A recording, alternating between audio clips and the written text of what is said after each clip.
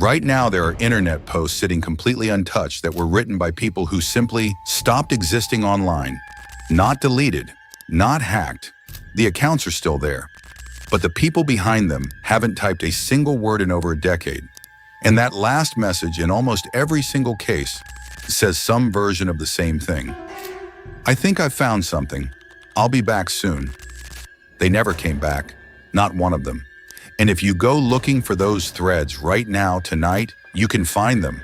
You can watch someone get closer to something, and then you can watch it just stop, mid-sentence, mid-thought. These people were solving Cicada 3301, and what happened to them after they finished it has never been explained.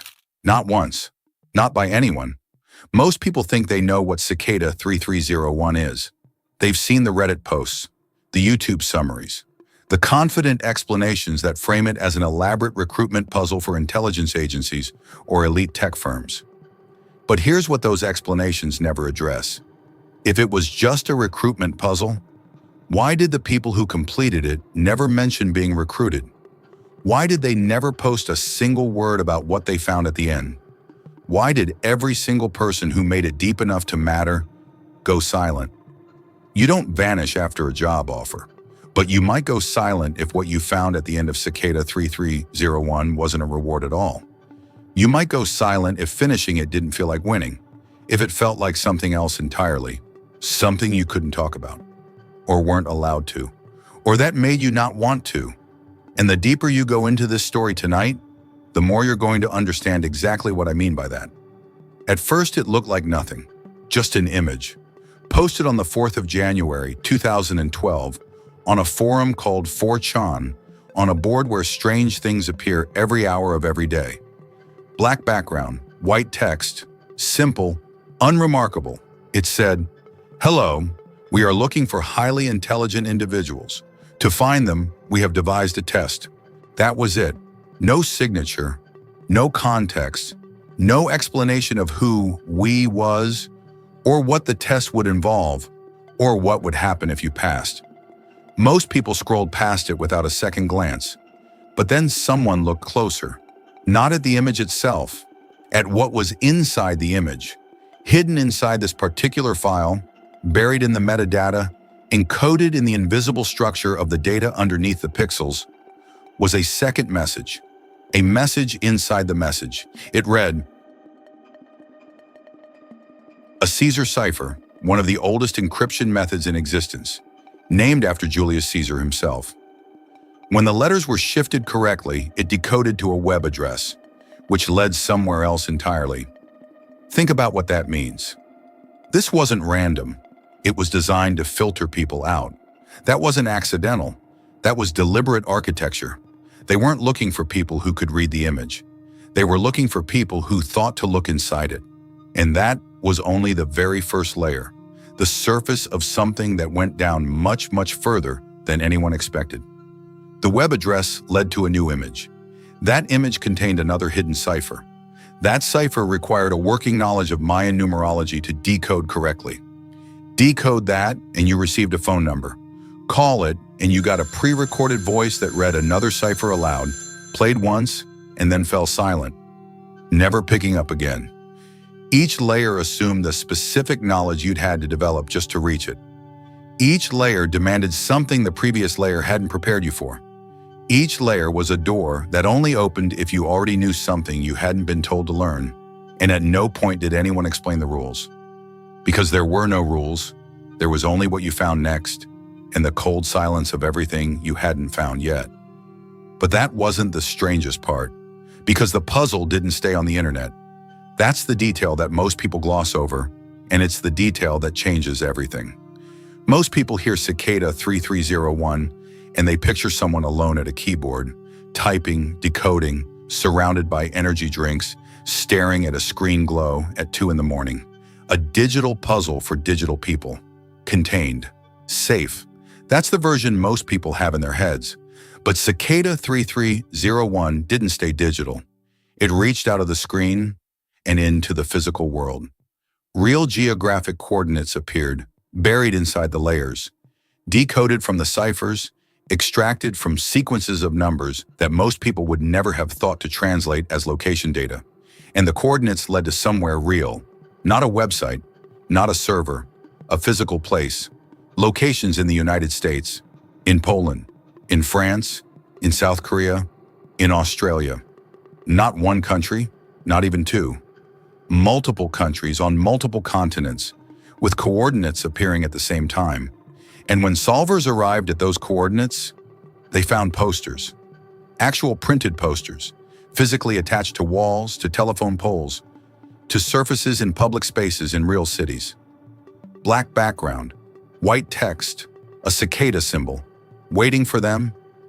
No one had seen them being put up. No camera caught anyone placing them. No witness came forward. They simply appeared on the same day in different cities, separated by thousands of miles of ocean, as if they had always been there, as if they had been placed by something that didn't need to be seen, which means someone organized this. Someone didn't just write code and post images online. Someone printed physical materials, arranged for their delivery, coordinated the timing across multiple time zones, and executed everything without a single trace of their presence. This was not one person in a basement. This was something organized, something with reach, something that existed in the real world long before most solvers had any idea they were being watched, and people were actually going to these locations. Strangers who had never spoken to each other, who had independently solved the same cipher chains, who had followed the same invisible thread through the same digital labyrinth, showing up at the same physical coordinates in real life, at the same time, to find the next layer of the puzzle waiting there for them. Someone had put it there. Someone knew they were coming. Someone had calculated correctly exactly how many of them would make it that far, and had placed exactly what they needed. And to this day, no one knows who that someone was, or how they knew. And this is where things change, because here is the part that most people miss entirely. And it is the most important part of this entire story. Most discussions of Cicada 3301 focus on the cleverness of the puzzles, the cryptography, the number theory, the references to ancient religious texts and Mayan numerology, and William Blake's prophetic poetry. People talk about the intelligence required, the technical skill, the breadth of knowledge a solver needed to possess.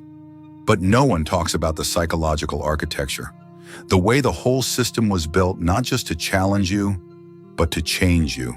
Thousands of people started the puzzle in January of 2012.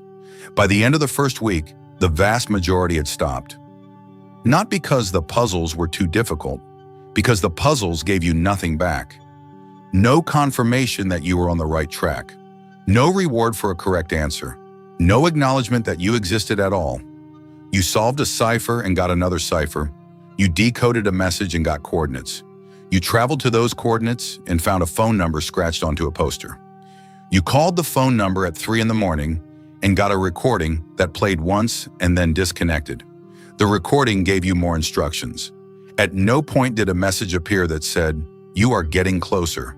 There was no leaderboard, no community achievement, no notification, no feedback of any kind. The system registered nothing. It rewarded nothing. It acknowledged nothing. It simply continued, layer after layer after layer, drawing you deeper, giving you less and less reason to trust that any of it was real. Just instructions, getting more specific, more demanding, and more personal. The deeper it went, the less it felt like a puzzle someone had designed for you to enjoy. And the more it felt like something else entirely, like directions, like you weren't solving anything, like something was simply telling you where to go next. Which raises a question nobody in the mainstream coverage of this story wants to ask out loud. What kind of person keeps following instructions when there is no reward, no recognition, no external validation of any kind, and no proof that the thing giving them instructions is even real? And this is the part that no other video has put forward. This is where everything changes. What if intelligence was never the point? Because think about this carefully. Anyone with enough time and access to the right forms could eventually solve the early layers. People were working collaboratively in open threads, sharing solutions in real time, helping complete strangers decode each layer together. You didn't have to be exceptional. You didn't have to be a genius. You just had to be patient enough to look in the right places and determined enough to keep going after most people stopped. So if the puzzle wasn't actually filtering for raw intelligence, what was it filtering for? Here is what the evidence suggests it was selecting for: the willingness to follow instructions from an anonymous, unverified, unknown source, without recognition, without reward, without any way of confirming who was giving the instructions, what their intentions were, or whether any of it was legitimate. The people who made it deep into Cicada 3301 were not necessarily the most brilliant people who attempted it. They were the people who kept going anyway, past the point where any rational cost-benefit analysis would have told them to stop, who traveled to real physical locations in real cities because a decoded cipher told them to, who called phone numbers in the middle of the night because a number sequence extracted from a hidden image file told them to dial, who followed coordinates to unfamiliar parts of unfamiliar cities alone because a chain of anonymous instructions told them to go. Think about that profile very carefully. A person who will act on anonymous instruction without external validation, without institutional authority, without a name, a face, or a verifiable identity behind the command, without knowing the outcome, without asking for proof. At what point does solving a puzzle become something else entirely? At what point does following the next instruction stop being intellectual curiosity and start being something closer to obedience? And what does someone do with a curated list of real people, people with real names, real locations, real skills, who have already demonstrated through months of concrete real-world action that they will follow instructions from a source they cannot identify toward an outcome they cannot predict without ever demanding an explanation? And this is where the silence becomes the story. Because Cicada 3301 didn't happen once. It ran again in January of 2013 and again in January of 2014. Each time a new puzzle, each time a new image posted on nearly the same date, each time a new chain of layers stretching from the internet into the physical world, reaching further and asking more. And each time, people went in. And each time, the ones who went deepest went quiet. The pattern is consistent and it is documented. The people who talked about Cicada 3301 online never finished it. Their threads cut off mid-post. Collaborative documents were abandoned mid-entry, sometimes in the middle of a sentence, as though the person typing had simply stood up and walked away from their keyboard and never returned. Progress journals stopped without warning, not on a final solved page, not on a triumphant conclusion, but mid-thought, mid-word, as if the person was still in the process of writing, and then just wasn't anymore. There is a user on a cryptography forum who documented their progress through the 2013 puzzle in real time, posting daily updates for 11 consecutive days. They were deep, genuinely, verifiably deep, further into the documented layers than almost anyone else on the public record. Their posts showed real understanding, real insight, real proximity to something. And then on the 11th day, they wrote their final post. It said, "I think I understand what this is now. I'm going to follow the final instruction. I'll post when I'm back." They never posted again. Their account has not recorded a single activity since the 7th of February 2013. No deletion request, no account closure, no farewell post, no explanation of any kind. The account exists, the posts exist, the final message exists, and nothing after it exists. Just an open thread on a cryptography forum with a cursor blinking in the empty space after the last line, waiting for a reply that never came. That is not an isolated case. That exact pattern, deep engagement, increasing intensity, a final message suggesting imminent completion, and then permanent silence, repeats across the documented history of Cicada 3301 with a consistency that cannot be explained by coincidence. The ones who talked about it never quite finished it, and the ones who finished it never talked again. Every time, without exception. That is not a statistical anomaly. That is a pattern. And the only consistent outcome of following Cicada 3301 to its end is silence. If you're still watching, You've already gone further into this than most people ever allow themselves to go. Drop the word cipher in the comments right now so I know you made it this far. And subscribe to The Silent Scream if you want more. There's more. There's always more. Now here is what no one has ever mapped out in full. Let's look at what changed across the 3 iterations of the puzzle. January 4th, 2012, January 5th, 2013, and January 4th, 2014. And ask not what the puzzles meant, but what they were becoming. What they were evolving into, because they were evolving. And the direction of that evolution is deeply unsettling. The 2012 puzzle was almost entirely digital. Cryptography, steganography, web addresses, phone numbers. Sophisticated and elaborate, but fundamentally something you could pursue from a screen without ever leaving your house.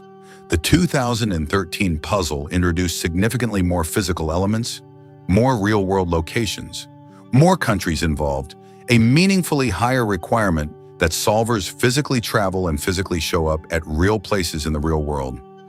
The digital and physical were becoming inseparable. You could not solve it without leaving your house. You could not complete it without going somewhere you were told to go by an anonymous source. And the 2014 puzzle required things that have never been fully documented publicly, because almost nothing from that iteration was ever shared openly. Almost nothing leaked. And the fragments that did describe something that no longer resembles a puzzle at all. What surfaced from that iteration, carefully, quietly, in small pieces across scattered forms that most people never read, suggests that the final stages involved not just following instructions and not just going to specific locations. They involve providing information, personal information, something more intimate and more troubling than any of those things. Questions, specific, probing, carefully constructed questions about how you think, about what you believe, about what you fear, about what you value above everything else, about what you would be willing to do and what you would not, and where you drew the line and why. And that distinction, that shift from asking you to solve something to asking you to reveal something, matters more than any other detail in this entire story. Because puzzles test ability, but the questions that appeared at the end of Cicada 3301 in 2014 were not testing ability. They were building a profile. And what someone does with a curated, self-selected database of highly capable, anonymous, instruction-compliant, psychologically profiled individuals who came to them voluntarily and answered every question honestly, is a question that has never been publicly answered. Because the people who got that far are not talking. They have never talked, and something tells me they never will. And here is the final layer, the one that sits underneath everything else, encoded into the very beginning before a single person had solved a single cipher. Cicada 3301 as a name has never been officially explained by whoever created it. But the name is not random. The cicada is an insect with one of the most unsettling life cycles in the natural world. It disappears underground for years at a time, sometimes 13 years, sometimes 17 years, living in total darkness, feeding on roots. And then, on a schedule determined by something no one fully understands, it emerges, all at once. In numbers so enormous they are almost incomprehensible, billions of insects erupting from the earth simultaneously, filling the air, impossible to ignore or avoid. And then they vanish again, back underground, back into the darkness, back into a silence that will last another 13 years, or 17, depending on something that only the cicada seems to know. 13 and 17, both prime numbers. Prime numbers are woven through every layer of Cicada 3301 like a thread pulled tight through the entire puzzle. The Book of the Law, the foundational text of Aleister Crowley's occult system, is referenced. So is William Blake's prophetic poetry, filled with angels and demons and the collision of heaven and earth. So is the Agrippa Book of the Dead, a mysterious encrypted poem distributed on a floppy disk in 1992, the full contents of which have never been decoded even today, even with the computational power now available. These are not random references. They were chosen. They were placed deliberately. They are pieces of a symbolic language that means something to whoever constructed this, and the full vocabulary of that language has never been translated. And 3301, 3301, it is a prime number, and the cicada's two emergent cycles, 13 years and 17 years, when multiplied together, equal 221, a number that appears to have no significance, until you go back to the very beginning, until you examine the original image, the black background, the white text, posted on the 4th of January 2012, the file that started everything, and you measure something almost no one has ever publicly documented, the pixel height of that original image, exactly 221 pixels tall, not a standard dimension, not a compression artifact, not a coincidence, 221 pixels, 13 times 17. The cicada's own emergent cycles, multiplied together, encoded into the physical dimensions of the file before anyone had solved a single layer, before anyone knew what they were looking at. Whoever built Cicada 3301 was signing their work at the molecular level. They were saying, in the only language they ever used, the language of hidden things, of messages inside messages, of meaning buried beneath the surface of what you can see. We know exactly what we are doing. We have been doing this for longer than you realize. We built this down to the pixel, and we were here before you arrived. No one has ever confirmed what the final step of Cicada 3301 actually is. No screenshots exist of a completion page. No verified walkthrough exists beyond a certain depth. The cicada3301.org website, which appeared as part of the puzzle itself, which housed entire layers of it, which contained content that existed nowhere else on the internet, went offline, and no complete archive was captured before it did. Whatever existed on those pages in their final form is gone. The people who reached the deepest verified layers never described what came next. They never described anything at all. There are forums where former participants gathered years later, people who had been inside the puzzle, who had gone as deep as they could go, who were now trying to reconstruct from memory and fragments what others might have found. It was not about the difficulty of the number theory. It was about a feeling, a specific, persistent, deeply unsettling feeling that multiple people described using almost identical language. A point in the puzzle, a specific depth, reached after weeks or months of sustained engagement, where something changed, where the puzzle stopped feeling like something external, where it stopped feeling like a challenge someone had designed for you to beat, where it started feeling like something that was watching you solve it, like something that already knew how far you would get, like something that was not testing your intelligence at all, but simply waiting to see if you would keep going. A point where the anonymity of the creators stopped feeling like an interesting mystery and started feeling like a deliberate choice, like something that did not want to be found, like something that had gone to extraordinary lengths. The logistics, the physical posters, the phone numbers, the psychological architecture of no feedback and no reward, not to create a puzzle, but to find specific kinds of people, and having found them, to do something with them that no one who was found has ever described. And even now, Cicada 3301 has never been explained. No government agency has claimed it. No intelligence organization has confirmed or denied involvement. No tech company has stepped forward. No individual has ever said, "I built this, and here is what it was for." The puzzle is still there. The original images are still archived and accessible. The coordinates still exist. The phone numbers disconnected long ago, but the bones of it are still standing. The structure remains, and the questions it raises have never been answered. Every few years, someone new finds the old images, starts at the beginning, follows the layers, gets deep enough to feel that shift, that moment where it stops feeling like a game, and gets quiet. And the people who were watching them get quiet too, because there is nothing left to watch. No more updates, no more posts, no more trail of breadcrumbs on the internet showing where they went. Just another name added to the list of people who went in and didn't come back out talking. Maybe the puzzle didn't end. Maybe it never does.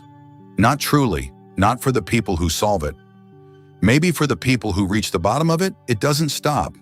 Maybe it simply continues in some form that exists away from the public internet, under a different name, with a different interface, with a new set of instructions waiting for the people who proved they would follow the old ones. Instructions they will follow without question, because they already have, repeatedly for months without ever needing to understand why.